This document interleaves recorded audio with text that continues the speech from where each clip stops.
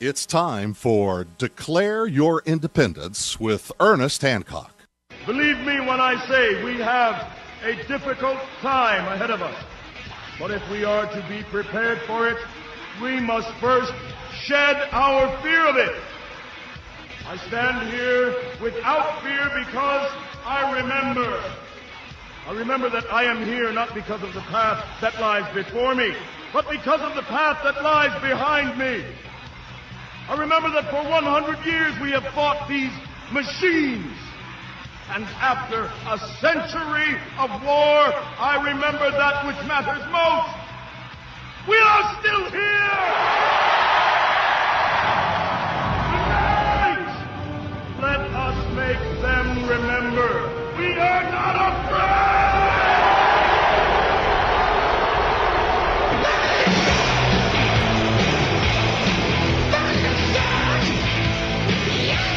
No fear, no fear, no fear here on Declare Your Independence. Yeah, I'm still a little sick, but Thomas Ferguson, my guest for this first half hour, or the first hour, he's going to help me out a little bit here. I'm going to get to say my piece, and he's going to entertain and inform you on what we're going to be talking about. Now, Thomas Ferguson and I, we've spoken in the past, and his thing is that, you know, you can turn the economic and social engineering dials in a certain way and fine-tune America, and we can get it all fixed. I'm for throwing the dials out the window, but, you know, he has a plan. Now, one of the things is that he's focused on campaign finance laws also, but we have a really good example that both of us could make our points on, and that's what we're going to talk about today. Obama replaced Volcker, which used to be chairman of the Fed. They had to give him some street cred, and they came in on this little panel, we're going to save the economy, save America. Well, Volcker's out, and now the CEO of General Electric is in. And I'm going, you know, isn't this the guy that's shipping a whole bunch of jobs overseas? You know, they use all kinds of the dial turning to be able to make sure that, you know, they're doing okay. And they use laws to, I wouldn't say evade taxes, you know, but are they paying their fair share? And what is that anyway? So, you know, it just gets, of course, you're going to have people with means take advantage of a system that gives them more means. Well, they're going overseas. What's he going to do? What kind of practices are they going to employ to bring jobs back to the United States? Do they care? And what role does money and politics play in this? Well, Thomas Ferguson, he's author of the book, The Golden Rule, Investment Theory of Party Competition and the Logic of Money-Driven Political Systems. You have power. Money goes to the power. You want to get the money out of the political system, eliminate the power. There's no getting around it. They'll find it there one way or another. Thomas, I got you there? Yep. I'm here. I'm, up where I am, it's like 11 degrees. So I am nevertheless feeling warmly, Ernest. So, and I'm sorry you're a little down at around the gills there, but I hope you feel better. I'm on the upswing, but yeah, we had a busy weekend. We'll talk about in the next half hour. But it's nice weather here. But go ahead and tell me, I because we only have you for a half hour. We could go on for hours of this. Wrap this up for me.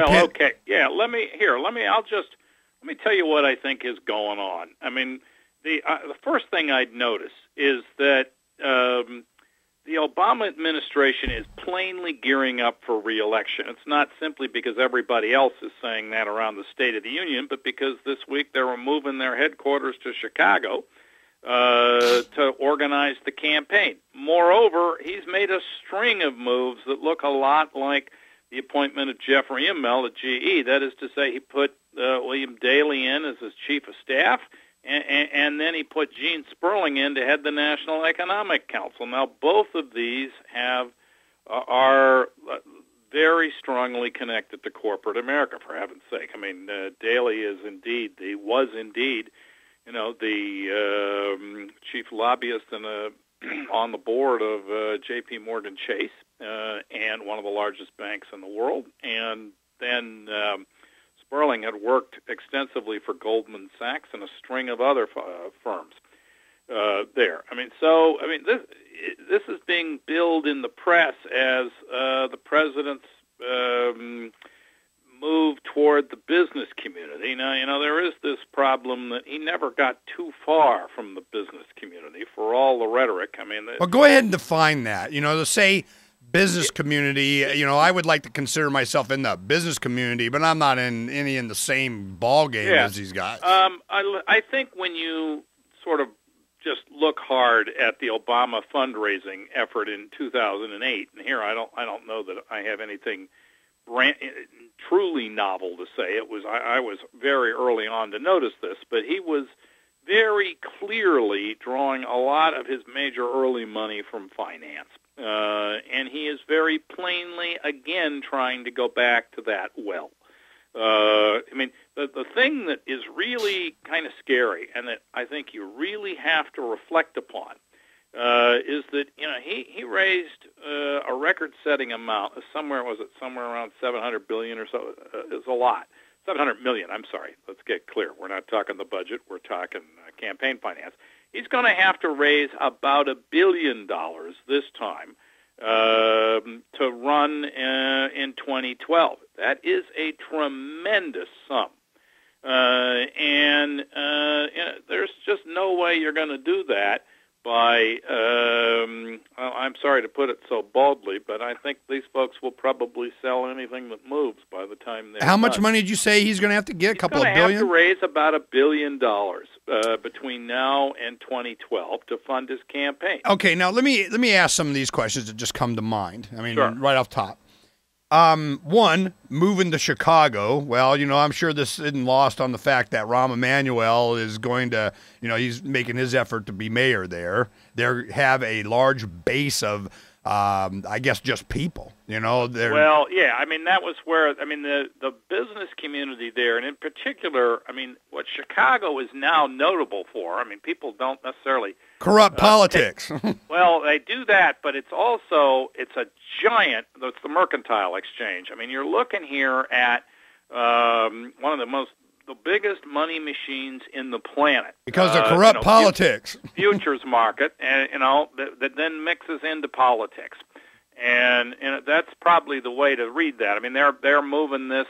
They want to say it back to home, back to middle America, but you are also looking at what is, in fact, one of the financial capitals of the world. You're not used to thinking of Chicago like that, but that's what it is with those colossal. Well, it's where, guys, where commodities are exchanged, right? That's right. And that's what's going to be the big. You think stock market was big? That's gone, man. They're done. It's going to be commodities. That's right. And futures markets. The futures markets are now colossal, and so it's a place that likes to. It's a place where a lot of the folks in it are, in effect, the dominant source of cash in the place is for sure a set of financial markets.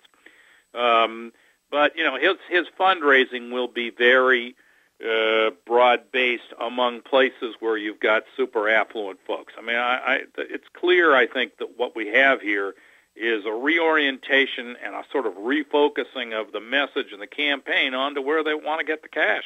Well, are you going to have, who's going to represent the poor people, the Republicans? Where is this that one's hard to swallow if you look at the report yesterday about all the cash coming into the new GOP leadership in Congress that